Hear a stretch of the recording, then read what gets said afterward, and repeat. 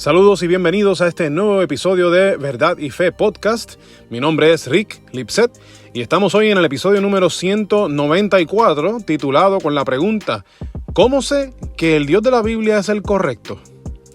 Hace una semana, mientras saludaba a los hermanos en la iglesia, me detuvo un niño de 8 años junto a su mamá, pues él tenía una pregunta.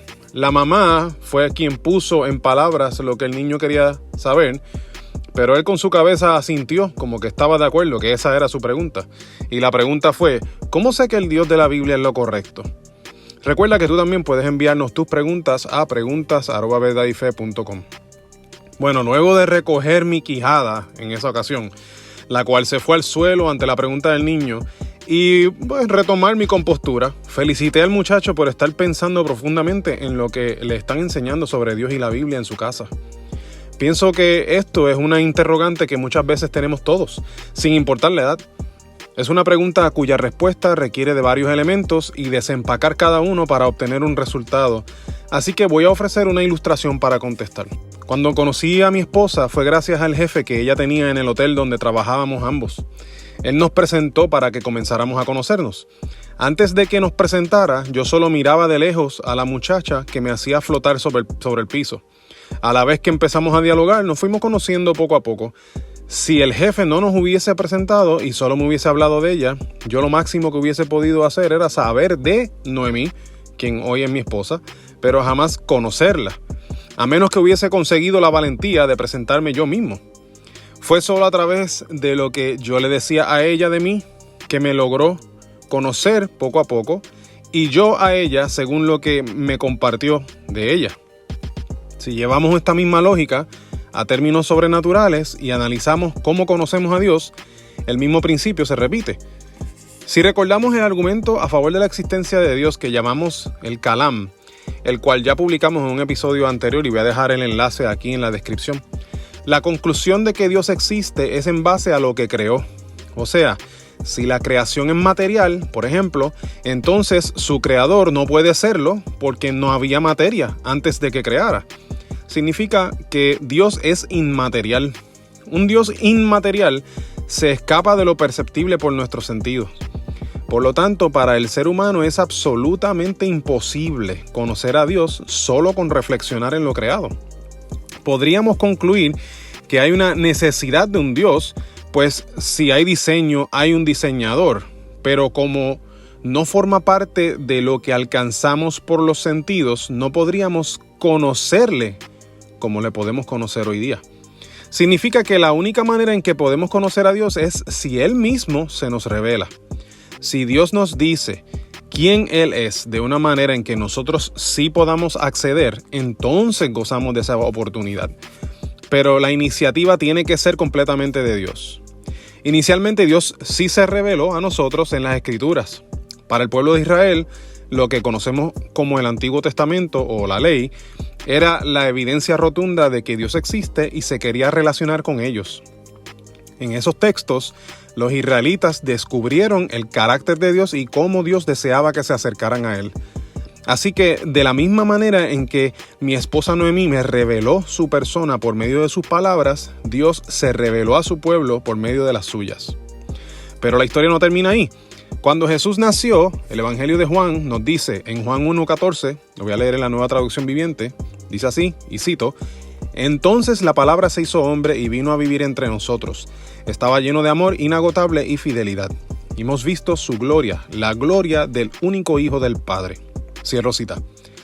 Resulta que la palabra de Dios, la única manera de conocer a Dios, no era como nuestras propias palabras. Cuando nosotros hablamos, pues las palabras salen de nuestra boca y el viento carga esa onda sonora hasta los oídos de otro que nos escucha. Pero la palabra de Dios es una persona en sí mismo, o sea, Jesús. Entonces, Cristo mismo nos dejó dicho quién era Él. Nos reveló la identidad del único Dios existente, quien nos creó. Por lo tanto, la respuesta a mi amigo de 8 años es que sabemos que el Dios de la Biblia es el correcto porque la Biblia nos lo revela. Pero este amigo mío, aunque corto en edad, es grande en reflexión y me añadió otra pregunta. ¿Por qué es el Dios nuestro y no el de otra de las religiones?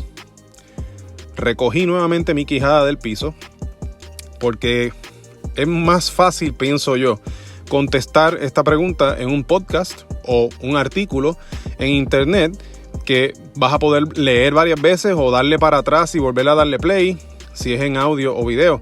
Pero aquí yo tenía un niño frente a mí que esperaba por una respuesta en ese momento. Sabemos que es el Dios de la Biblia y no del Corán, por ejemplo, porque tenemos vasta evidencia a favor de la Biblia y su credibilidad, mientras que las otras religiones, como el Islam, no cuentan con tan inmenso apoyo evidencial por sus escrituras sagradas. Por nombrar el más importante, el relato de la muerte y resurrección de Jesús es un relato histórico con evidencias arqueológicas y testimonios fidedignos de personas que vivieron los sucesos y los dejaron por escrito. Tenemos buenas razones para afirmar la Biblia y sus enseñanzas, mientras que el Corán, por ejemplo, ciertamente tiene relatos históricos, pero el Dios que presenta no es un Dios absolutamente perfecto.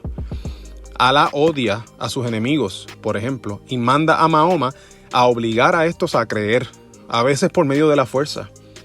El valor moral del amor es máximo si no depende de nada, pero si Alá ama solo si la persona le sirve, entonces no es el ser más maravilloso posible. No ama a sus enemigos y eso lo descarta como posible candidato al verdadero Dios. Por otro lado, el Dios de la Biblia sí es perfecto. El amor por los enemigos es mostrado en la cruz de Jesús. El hecho de la muerte y resurrección de Jesús afirma que ese es el verdadero Dios, pues así lo dijo Jesús. Dios no hubiese resucitado a Cristo si éste hubiese estado mintiendo. La resurrección de Jesús apunta a la veracidad del cristianismo y de la Biblia. Por lo tanto, el Dios de la Biblia es el único Dios que existe. Hace tiempo atrás grabamos un episodio sobre las evidencias a favor de la resurrección de Jesús. Vamos a dejar también el enlace aquí en la descripción, por si acaso entiende que es momento de revisitarlo. Más o menos eso fue lo que le contesté a mi amigo aquel domingo, pero confieso que me fui frustrado, pues se requiere un ejercicio mental más arduo para explicar la respuesta a su pregunta y no estoy seguro si a su edad entendió todo lo que le dije. Por eso hoy estamos publicando este episodio con la esperanza de que mi amigo pueda escucharlo o leerlo y pueda comprenderlo si es que fallé en mi primer intento. Pero también reconociendo que es una pregunta común que los adultos también nos hacemos. Este episodio puede que haya contestado tus propias preguntas o las de alguien que habló contigo una vez. O quizás es las preguntas de alguien que mañana mismo te dirá lo que piensa. Al menos esa es mi petición a Dios hoy. Espero que este episodio sea de gran bendición para ustedes. Mi nombre es Rick Lipset. Puedes encontrar nuestro ministerio de apologética en verdadyfe.com. Envíanos tus preguntas como la que contestamos hoy o escríbenos para invitarnos a tu iglesia, congreso o retiro a preguntas@verdadyfe.com. Estamos en las redes sociales, estamos en YouTube, donde te invitamos que des like, subscribe y a la campanita para que seas alertado tan pronto subamos contenido nuevo. Y puedes encontrarnos en formato de podcast por Spotify, Apple Podcasts y muchas otras plataformas similares. Eso es todo por hoy. Dios les bendiga y será hasta la próxima ocasión. Saludos.